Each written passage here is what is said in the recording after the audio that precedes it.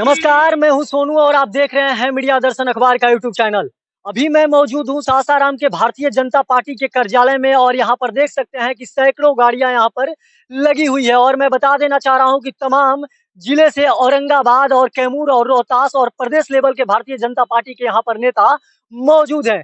यहाँ पर सांसद भी मौजूद हैं और यहाँ पर तमाम भारतीय जनता पार्टी के विधायक भी मौजूद हैं। ऐसे में मेरे साथ भारतीय जनता पार्टी के पूर्व संगठन मंत्री और भारतीय जनता पार्टी के कद्दावर नेता माने जाते हैं, बड़े नेता माने जाते हैं, राजेंद्र सिंह। आइए उनसे बात करते हैं कि इसके बारे में क्या कहते हैं। आगामी 2 अप्रैल को लेकर यहाँ पर भारतीय जनता पार्टी के कार्यालय में इतनी बड़ी सभा की गई है और ताकि जो प्रदेश लेवल के जो जितने भी बड़े नेता हैं यहाँ पर पहुंचे हुए हैं, इसका मुख्य उद्देश्य क्या है? देखिए, 2 अप्रैल को हमारे छत्र क्या बोलते हैं सम्राट अशोक जी की जयंती है। वह समारोह भव्य दिव्य मनाया जाएगा। हमारे तीनों जिलों के औरंगाबाद और सासाराम और कैमूर तीनों जिलों के सारे प्रमुख और पदाधिकारी यहाँ जुटे हुए हैं। हमारे जितने पूर्व विधायक सांसद सभी लोगों का यहाँ आना हुआ है। इसके पीछे कारण है कि सम्राट अशोक जी की जयंती बहुत भव्य और दिव्य हो, और क्योंकि यह चंदन पहाड़ी में जो शिलालेख प्राप्त हुआ है उस शिलालेख का मुक्ति का भी दिवस है। इसलिए ये आज के दिवस में हम लोगों ने आज एक बैठक करके और बृहद योजना बनाने का काम किया है। यहाँ पर 2 अप्रैल को जो भारत के केंद्रीय गृह मंत्री अमित शाह जी जो आ रहे हैं, शिलालेख को लेकर आ रहे हैं कि चुनावी माहौल बनाने के लिए यहाँ पर? देखिए, शिलालेख और चुनावी माहौल का तो अलग अलग विषय है। हम लोग तो भारतीय जनता पार्टी तो 5 साल चुनाव लड़ती है, कोई एक दिन चुनाव थोड़े लड़ती है। तो हम लोग वह तो जयंती के लिए आ रहे हैं। अगर मान लीजिए कि हम आएंगे तो उसके लिए अलग से हमको योजना बनाने की कोई जरूरत नहीं है। हमारा पार्टी का जो सिस्टम है, तरीका है, जो काम करने का हमारी तरीके सिस्टम है, उसी आधार से हम लोग काम करते हैं।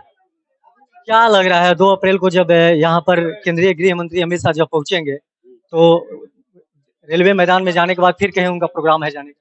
और नवादा में है, जो अभी जो 10 लोकसभा हम लोग कभी नहीं जीते हैं, ऐसे 160 विधानसभा लोकसभाओं को जो पार्टी ने कभी नहीं जीता है, ऐसे उसकी तैयारी अलग से योजना बना के की जा रही है।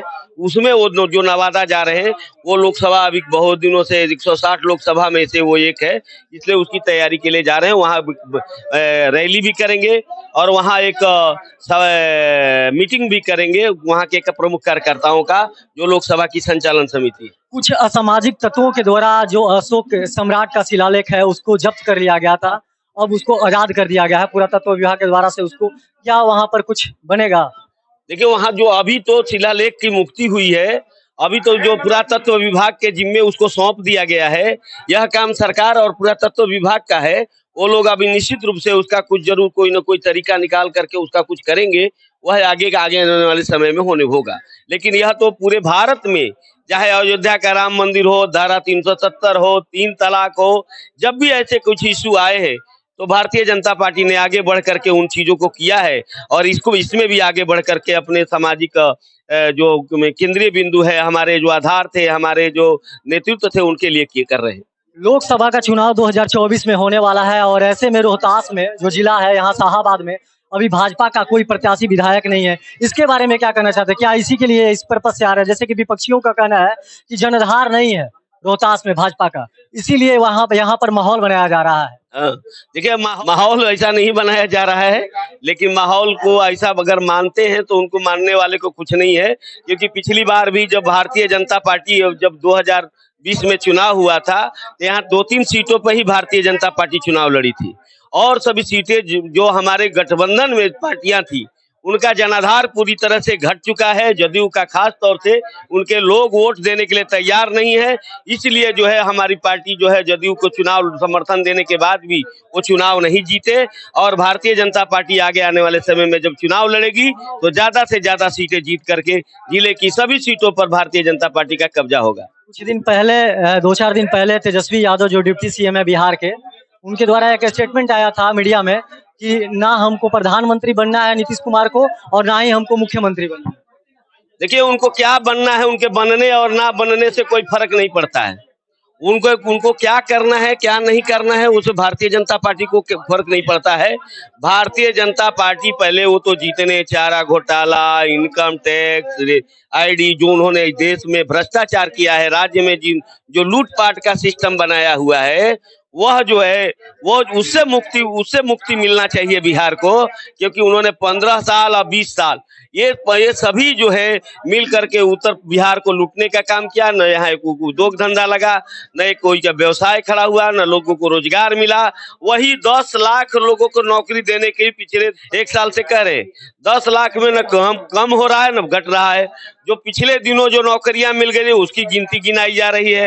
ये पूरी तरह से विकास विरोधी लोग हैं, यह बिहार विरोधी लोग हैं, यह जातीयता को बढ़ा करके केवल समाज को तोड़ने का काम करने वाले लोग हैं, ये देश विरोधक लोग हैं। 2024 और 25 आने वाला आप ही का होगा। भारतीय जनता पार्टी 24 में 40 की 40 सीटें जीतेंगी और 25 में भी हमारा जो है जितना भी हमारी पूर्ण बहुमत की सरकार बिहार में बनेगी और भारतीय जनता पार्टी की सरकार बनेगी। जैसे कि अभी आपने भारतीय जनता पार्टी के कद्दावर नेता राजेंद्र सिंह से सुना, राजेंद्र सिंह का साफ तौर पे कहना है कि आगामी 2 अप्रैल को सम्राट अशोक के शिलालेख को लेकर यहाँ पर और जयंती को लेकर यहाँ पर जो भारत के केंद्रीय गृह मंत्री अमित शाह हैं वहां यहाँ पर आ रहे हैं। जब उनसे हमने बात किया 2024 और 25 के आने वाले चुनाव को लेकर तो साफ तौर पे उनका कहना है कि 2024 में 40 की 40 सीट भाजपा ही जीतेगा और आने वाला 2025 में बिहार विधानसभा चुनाव में भी भाजपा का ही बिहार में सरकार बनेगा। बाकी तमाम आप ऐसे ही खबर देखने के लिए हमारे साथ बने रहिए। मैं मीडिया दर्शन से सोनू कुमार, धन्यवाद।